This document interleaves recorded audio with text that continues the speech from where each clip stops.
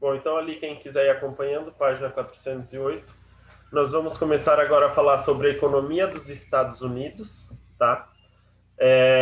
Os Estados Unidos ali é a principal potência econômica global, tá, gente? Claro que vem ali de um processo para eles conseguirem chegar até a ser a principal potência, eles passaram por todo um processo, né? Os Estados Unidos, ele ali no período da Guerra Fria, os Estados Unidos e a Rússia, que estavam dominando ali dois sistemas, os Estados Unidos um sistema capitalista, a Rússia um sistema socialista, e aí nós temos a questão que os Estados Unidos, por eles terem ali um processo de colonização diferente de muitos países, que a grande maioria dos países, quando tiveram ali seu processo de colonização, eles tiveram um processo de colonização de exploração. Os Estados Unidos não, foi de expansão. E eles conseguiram ter aumentar ali sua economia com essa expansão, né? Eles queriam ser uma nova Inglaterra. Com essa expansão dos Estados Unidos, eles conseguiram ali se tornar a principal potência econômica global, tá? Então, eles têm ali o maior produto interno bruto do mundo, certo? Onde que eles conseguiram desenvolver o que? Um parque industrial de alta tecnologia, setores agropecuários, comércio e serviço altamente desenvolvidos. Quando a gente fala ali em setores, num parque industrial de alta tecnologia, essa alta tecnologia ela está voltada também ali nas empresas, tá? As empresas onde que elas têm a mão de obra principal é o que? É de robôs, certo? Onde que a principal setor de economia onde mais emprega é o setor terciário, tá? É o setor ali de prestação de serviços e comércio, é onde que nós temos ali a maior quantidade de pessoas trabalhando, certo? Então, a geração de emprego é no setor terciário, setor secundário, setor primário, eles têm o quê? Uma geração menor. Os setores agropecuários dos Estados Unidos, eles têm ali uma alta tecnologia que é diferente daqui do Brasil, tá, pessoal? Por quê? Eles possuem um campo de pesquisa muito grande, onde aqui no Brasil, um exemplo que se produz em 1 hectare de milho, lá nos Estados Unidos eles produzem 3 vezes mais do que é produzido aqui no Brasil, na mesma área, no mesmo tamanho de área, assim, fazendo uma comparação. Por quê? Devido à alta tecnologia que eles possuem lá no país, nos Estados Unidos. Tá? Eles têm um investimento muito grande na ciência e na pesquisa. E isso dali ajuda muito eles a terem toda esse desenvolvimento, né? A terem esse desenvolvimento. Além do que? Além nos setores agropecuários, prestação de comércio e serviço, onde que eles têm ali as grandes transnacionais, né? Que até o século passado eram chamadas de multinacionais. Neste século, elas são chamadas de transnacionais. Por quê? Porque antes, as empresas matrizes, as filiais só tinham contato com a matriz, ou seja, que nem nós temos uma empresa que ela tem a matriz nos Estados Unidos e tem o quê? Várias filiais espalhadas pelo mundo. Antes, até o século XX, até o final do século XX, essas empresas elas só tinham contato com a matriz, no caso nos Estados Unidos. Com o início ali do século XXI, muda um pouco essa configuração dessas multinacionais. Elas passam a ser o quê? Transnacionais. Por quê? Porque elas têm contato, as filiais elas têm contato entre si também. Tá? Então, nós temos ali um contato com a matriz e entre as filiais. Por isso que hoje são chamadas de transnacionais. E os Estados Unidos, eles têm muito disso. O que acontece? As empresas transnacionais são não só dos Estados Unidos, mas também de outros países que são potências mundiais que possuem transnacionais. O que acontece? Eles possuem ali grandes empresas, principalmente ali também do vestuário, onde que elas estão espalhadas pelo mundo todo. Cada marca ali de roupa tem o quê? Tem uma filial onde que eles só fazem o quê? Só montam o produto, né? Só costuram o produto para depois volta para os Estados Unidos e eles vão mandando para os determinados locais, né? Aonde que foi feita a compra dessa roupa. Então, por isso que eles acabam tendo ali o quê? Eles dominam toda essa parte da renda. Por quê? Porque no país onde que só tem ali a fabricação, no país só vai ficar o valor do salário dos trabalhadores. O restante, o lucro dessas transnacionais fica todo para os Estados Unidos, todo no país de origem, tá? Da marca. E assim com os fast food também, né? Burger King, McDonald's, que tem aqui no Brasil, é a mesma coisa. Tem aqui espalhada ali pelo mundo todo, porém os lucros voltam para onde? Para a empresa, né? Para a matriz onde que fica no país de origem. Os recursos naturais também possuem uma vasta disponibilidade de recursos naturais e abertura comercial para os oceanos Atlântico e Pacífico. Como nós sabemos, os Estados Unidos ele tem ali a abertura comercial tanto para a navegação, tanto para o Oceano Atlântico como para o Oceano Pacífico, que ele banha ali os dois oceanos, tá? E do ponto de vista da organização espacial, tanto de indústrias como de propriedades agrícolas, estão concentradas em cinturões, faixas articuladas que representam as áreas especializadas na produção de determinados tipos de mercadoria. Então, ou seja, cada local eles têm uma organização que cada região vai ter o quê? Vai ter o seu desenvolvimento, tá? Depois a gente vai ver no outro mapa como que fica esse desenvolvimento, que nem produção agrícola, determinada área vai produzir tal tipo de agricultura. Então, eles têm essa organização espacial. Um exemplo, o mercado financeiro. O mercado financeiro vai ficar entre Nova York e Washington, né? Nessa região que vai ficar ali os principais centros de mercado financeiro, que nem aqui no Brasil, o principal centro de mercado financeiro fica em São Paulo. Mesma coisa nos Estados Unidos, certo? A indústria. O início das primeiras indústrias foram na década do século XIX, no norte e nordeste do país, tá? Principalmente ali na região de Nova York, mais ao litoral, tá, pessoal? Porque tinha disponibilidade de carvão mineral, né, que era a fonte de energia da época, e a mão de obra já era assalariada, desde aquele período. Foi o líder da segunda revolução industrial, tiveram sua hegemonia no setor consolidado por importantes avanços. Então, gente, nós temos ali a primeira revolução industrial, começa onde? Começa na Inglaterra, tá? E depois vai se expandindo para outros países. Já na segunda revolução industrial, os Estados Unidos, eles são o quê? São os líderes como eles são líderes na segunda revolução industrial, né, consolidando ali a sua hegemonia, já começando a ter a consolidação dos Estados Unidos como uma potência. Isso porque, devido às pessoas, né, que colonizaram, a população que colonizou os Estados Unidos, saíram da onde? Da Inglaterra. Por quê? Porque estavam em busca de novas terras para expansão. Por isso que eles têm toda essa consolidação. Geração de energia elétrica, descoberta do petróleo, vulcanização da borracha natural, reorganização dos processos produtivos. Então foram ali das principais avanços que tiveram ali após a segunda revolução industrial, tá? Aí que nós temos o quê? A indústria automobilística entrando no país. Essa indústria automobilística e de siderúrgica alavancaram a economia industrial, tá? Por isso que eles começaram o quê? Começa ali a construção das rodovias. Por que a gente tem a construção das rodovias? Para estimular o comércio de carros, para que as pessoas começam a usar o quê?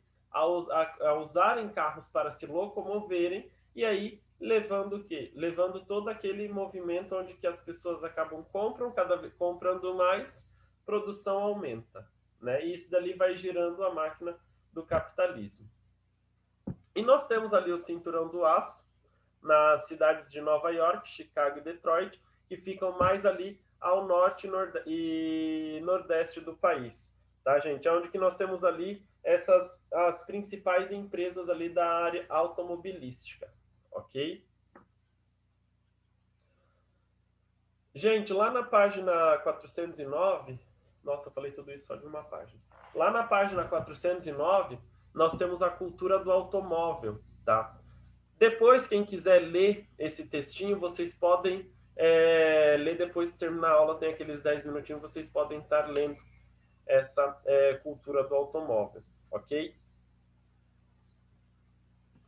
Aí nós temos uma reestruturação ali dos Estados Unidos a partir das décadas de 1960 e 70, onde o que acontece? As indústrias automobilísticas elas entram em decadência. Por que elas vão entrar em decadência? Concorrência com as indústrias estrangeiras, sobretudo as japonesas. Então, gente, até então eram os Estados Unidos que comandavam toda essa produção, certo? Então nós temos ali as indústrias japonesas, o Japão, né, após a Segunda Guerra Mundial, ele acaba tendo ali que os Estados Unidos acabou ajudando ali a destruir o Japão. Na Segunda Guerra Mundial, até os Estados Unidos é uma grande potência bélica. Toda vez, só para depois eu volto nessa questão, toda vez quando acontece ali alguma crise, eu não sei se vocês já perceberam, mas os Estados Unidos ele tem o que? Ele dá um jeito de querer brigar com algum país. Toda vez que entra alguma crise, eles dão ali um jeito de querer brigar com algum país. Por quê? Porque os Estados Unidos é uma grande potência bélica. E quando você tem uma potência bélica, o que acontece? Eles querem vender as munições que eles possuem. E por mais que eles mesmos vão acabar brigando com outro país, eles fornecem também munição. Por quê? Porque o país vai ter que desembolsar dinheiro, vai ter que desembolsar fundos monetários para quê? Para comprar essa munição. E eles acabam elevando o preço e aí acaba entrando dinheiro no país. E eles continuam produzindo.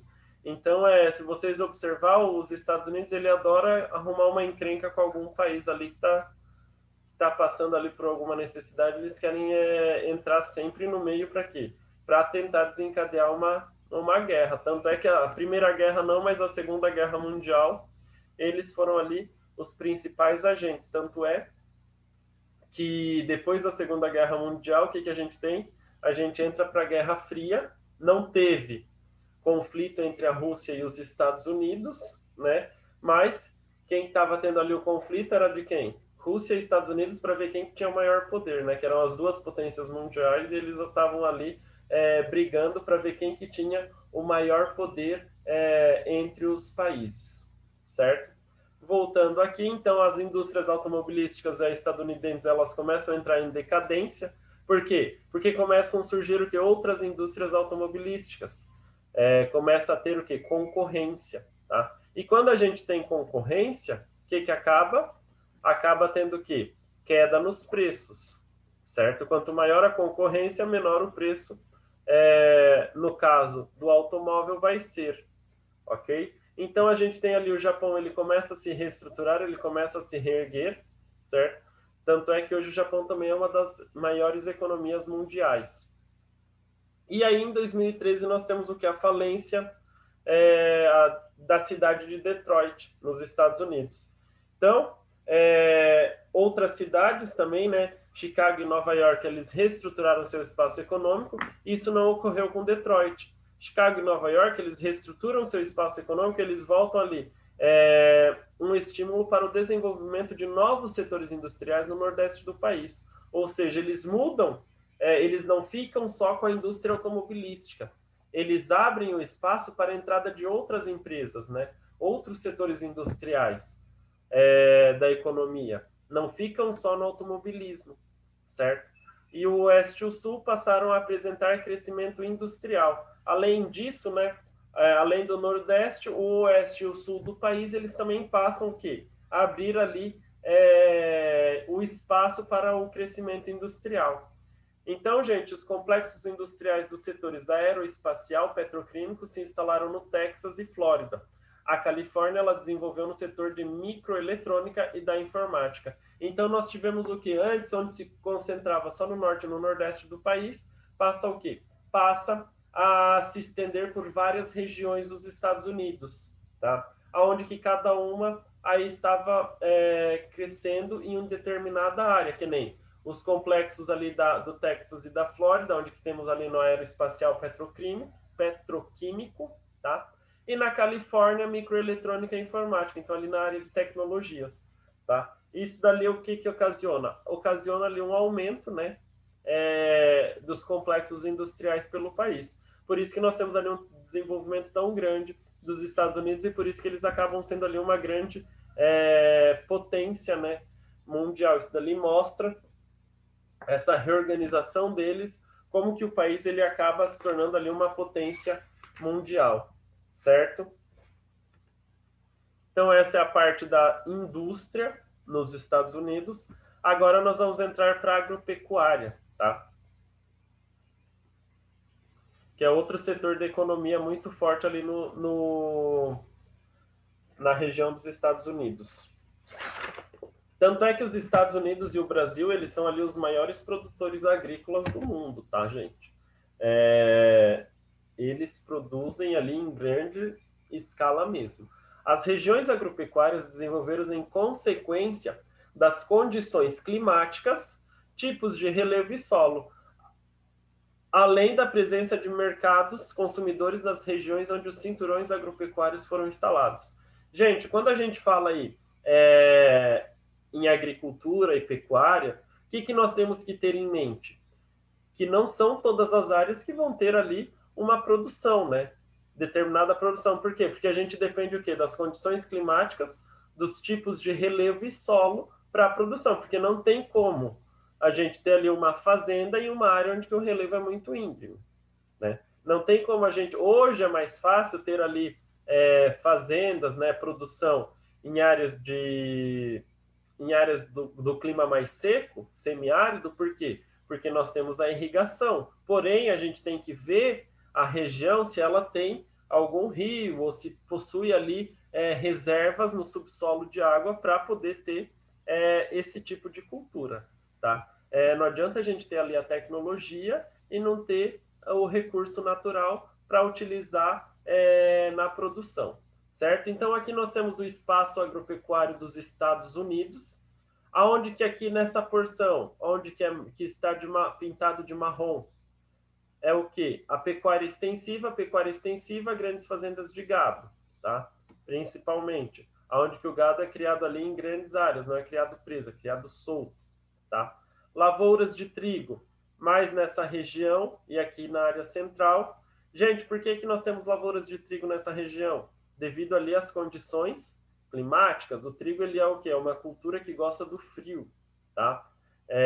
Não um frio muito intenso, mas é aquele clima frio. Porque quando a gente tem uma lavoura de trigo e ele tá com o cachinho dele e dá uma geada ou cai neve, o que acontece? Mata o trigo, tá? Lavouras de algodão, pecuária leiteira e policultura. Então, nós temos aqui as regiões com pecuária leiteira, tá? E policultura. Lavouras de milho, toda essa região aqui mais a área central. Culturas tropicais, lavouras de arroz, frutas cítricas e cana-de-açúcar.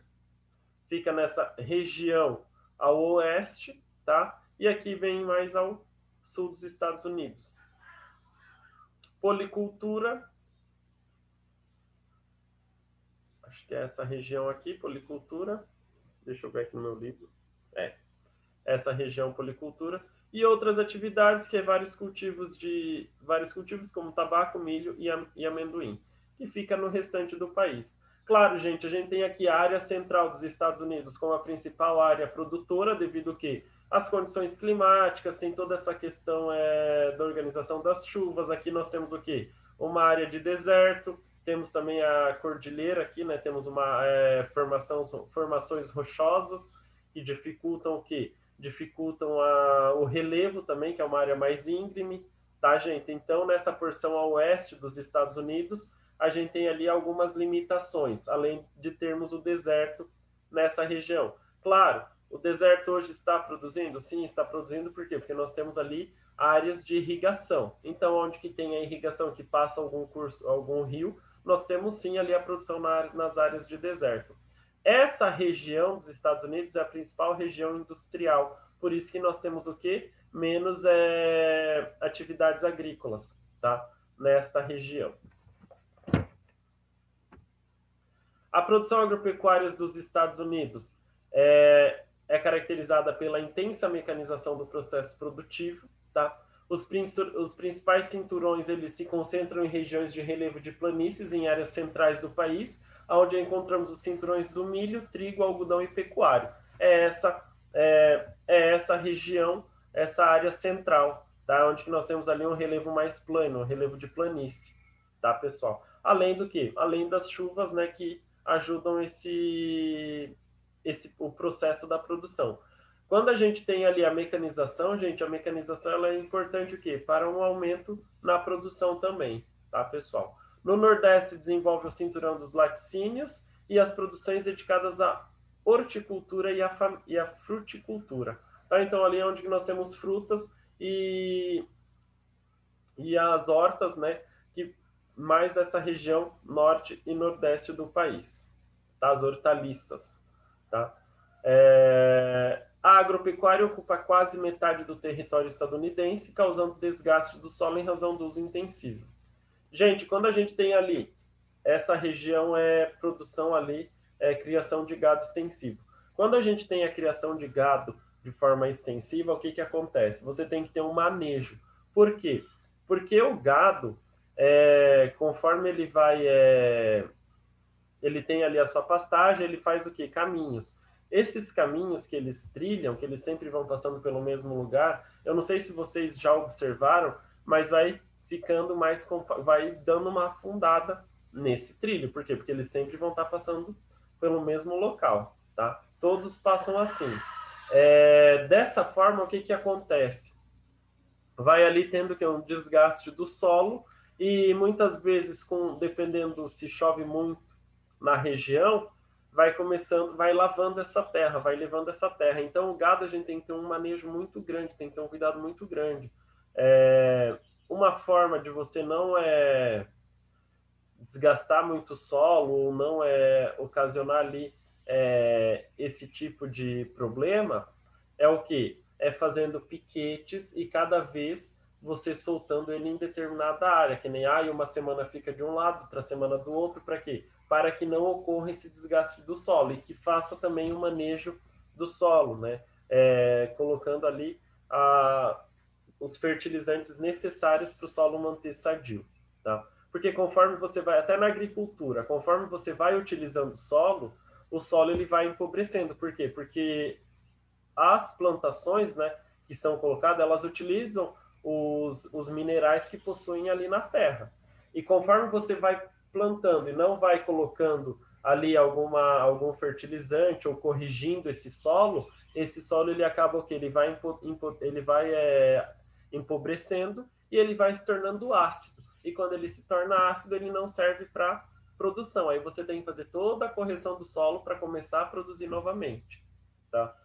Que nem ele passa, na verdade, o solo ele passa por um processo de desertificação, porque você vai utilizando, até não ter mais, até ele não conseguir mais dar nutrientes necessários para a produção, tá? Isso dali acontece em qualquer lugar, assim como na região amazônica, por exemplo.